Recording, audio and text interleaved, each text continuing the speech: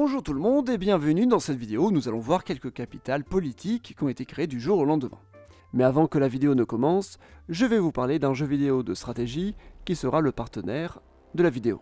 Conflict of Nations est un jeu de stratégie joueur contre joueur en temps réel et gratuit. Dans ce jeu, vous choisissez un vrai pays à diriger pendant un conflit mondial du 21e siècle. Durant une partie, vous pouvez affronter jusqu'à 128 joueurs et une partie peut s'étaler sur plusieurs semaines. Créez une armée avec vos nombreuses unités, puis ensuite créez des alliances avec d'autres pays avant de vous lancer à la conquête du monde. Puis à vous de lancer votre stratégie pour gagner des batailles épiques et prendre le contrôle de nouveaux territoires. Pour moi, le plus intéressant, ça reste tout le côté diplomatique.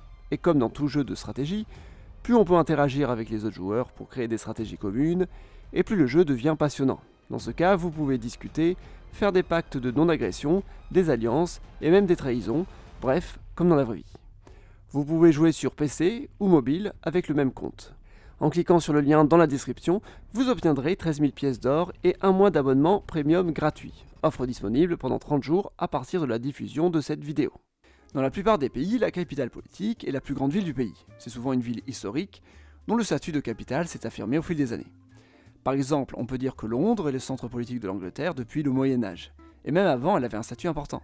Bref, si Londres est la capitale du Royaume-Uni aujourd'hui, c'est parce que ça s'est fait naturellement au fil des années. Parfois il arrive qu'un pays déplace sa capitale vers une autre ville, déjà créée depuis longtemps, c'est le cas de l'Italie qui a opté pour Rome comme capitale en 1870, car c'était plus prestigieux. Mais dans cette vidéo, on va voir les pays qui ont décidé de construire une nouvelle ville pour y déplacer leur institution politique. Parfois ça marche, mais parfois ça ne marche pas.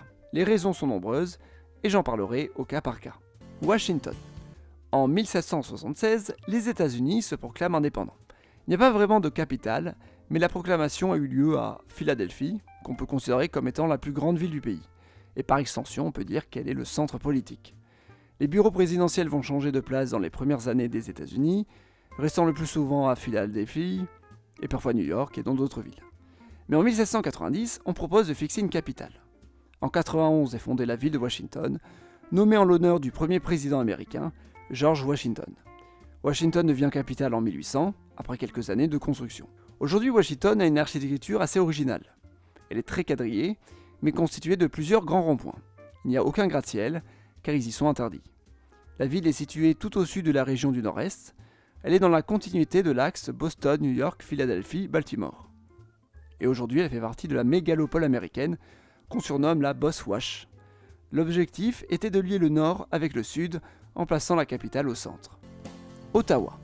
Ottawa est une ville fondée en 1826, mais désignée en 1856 comme capitale du Canada. Elle le deviendra une fois que le Canada sera fondé en 1867. Avant cette date, il existait plusieurs colonies britanniques en Amérique du Nord, dont la principale était la province du Canada uni.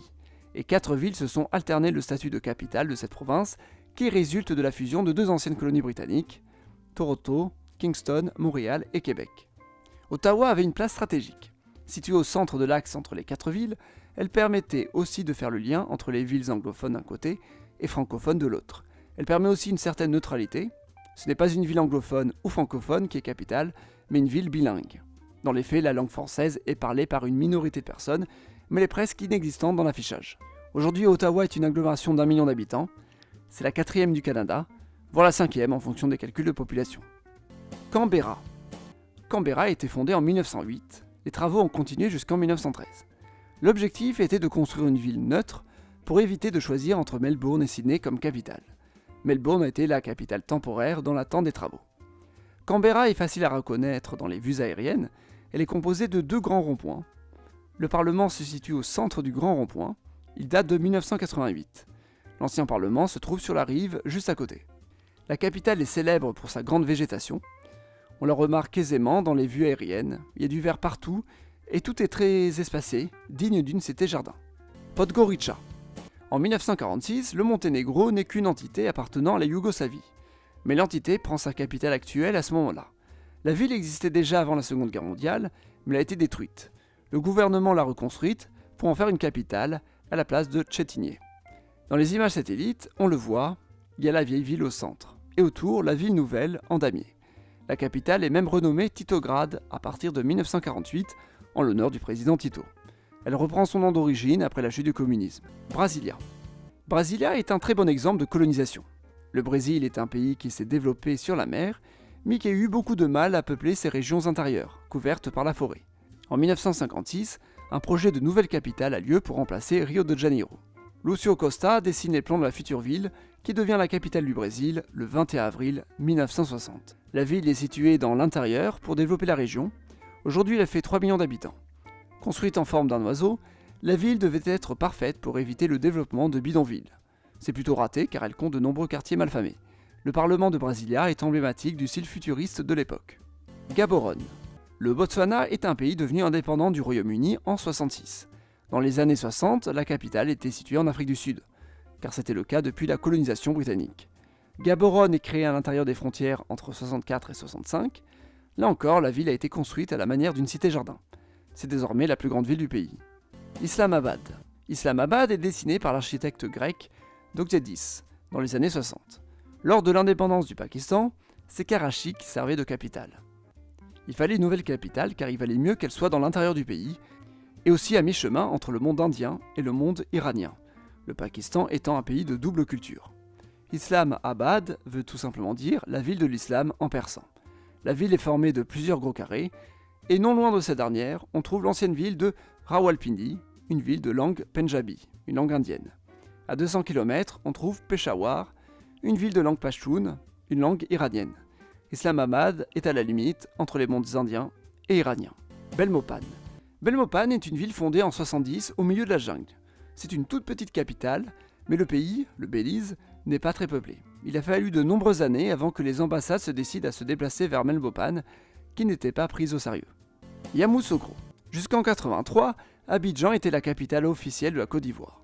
Depuis 83, c'est Yamoussoukro. L'objectif est double, d'abord celui de peupler le nord du pays en plaçant la capitale plus au centre, et ensuite de faire plaisir au président Félix Houphouët-Boigny, qui est né dans le village où se trouve la capitale. Le palais présidentiel fut le premier projet déplacé depuis l'ancienne capitale Abidjan. Mais encore aujourd'hui, de nombreuses institutions n'ont pas été déplacées. Le Parlement, les ministères, la Cour suprême et les ambassades sont encore à Abidjan. Même l'ancien palais présidentiel est encore utilisé. Abidjan est toujours capitale de facto. Abuja. Abuja est devenue la capitale du Nigeria en 91 à la place de Lagos. La ville est dans une zone peu peuplée où il n'y a pas d'ethnie majoritaire. Comme ça, pas de jaloux. C'est l'architecte japonais Kenzo Tange qui a dessiné la ville dans les années 80. Astana. L'URSS a développé d'abord une colonie de peuplement dans les années 50 au centre du Kazakhstan.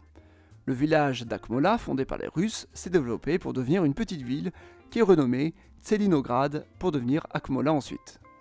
Après l'indépendance du Kazakhstan, le gouvernement décide de déplacer les institutions à Akmola à partir de 1997. Akmola est renommée Astana en 1998, ce qui signifie capitale en kazakh. Elle est renommée Nur-Sultan en 2019. L'architecte japonais Kisho Kurokawa et britannique Norman Foster ont dessiné la ville des années 90, lui donnant un style futuriste. Nouveau Caire. On parle d'une capitale de banlieue. En 2001, la ville du Caire, capitale de l'Égypte, a commencé à déplacer des institutions dans une ville nouvelle créée dans le désert. Le but est d'inciter l'agglomération de s'étendre vers l'est et non vers l'ouest. Pour le moment, les institutions sont encore au Vieux Caire, mais il est prévu de les déplacer. Depuis 2016 est en train d'être construite une cité appelée l'Octogone. C'est un grand quartier qui servira de quartier général du ministère de l'armée égyptien. Pour le moment, tout est en construction. Putrajaya. Kuala Lumpur est la capitale de la Malaisie, mais depuis 2002, une ville nouvelle a été construite dans sa banlieue. C'est Putrajaya. La ville s'est développée autour d'un grand axe avec 2 grands ronds-points au bout. Le gouvernement est installé dans la ville de banlieue depuis 1999. Le Parlement et le palais ministériel restent à Kuala Lumpur, capitale officielle. Pas très loin, on trouve Cyberjaya, la ville du numérique. Naypyidaw. Naypyidaw est officiellement la capitale de la Birmanie depuis 2005.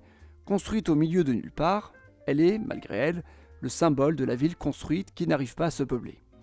Toutes les institutions ont quitté Rangoon pour aller dans la nouvelle capitale. On y trouve le palais présidentiel, le Parlement, les ministères. Par contre, les ambassades n'ont pas voulu s'y déplacer. Crayonville.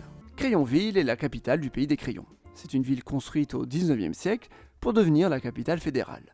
Elle a été placée non loin du désert pour pouvoir faire le lien entre l'ouest et l'est du pays. La ville est rectiligne avec de grandes avenues et boulevards. On y trouve le palais présidentiel, le Parlement et le QG militaire. Conclusion. Et bien voilà, on a fait le tour de quelques capitales construites à partir de rien pour devenir des grandes villes politiques. On en trouve sur un peu tous les continents. J'ai pris en exemple des villes d'après 1800 et dont le sujet est encore d'actualité. Historiquement, j'aurais pu aussi citer la ville de Saint-Pétersbourg, qui a été construite en 1600 pour devenir la capitale de la Russie. Mais elle n'en est plus la capitale aujourd'hui. Merci à Conflict of Nations d'avoir financé la vidéo. Jeu de stratégie joueur contre joueur en temps réel et gratuit. Le lien est dans la description et en commentaire épinglé. N'oubliez pas, vous pouvez recevoir 13 000 pièces d'or et un mois d'abonnement premium si vous jouez dans les 30 jours.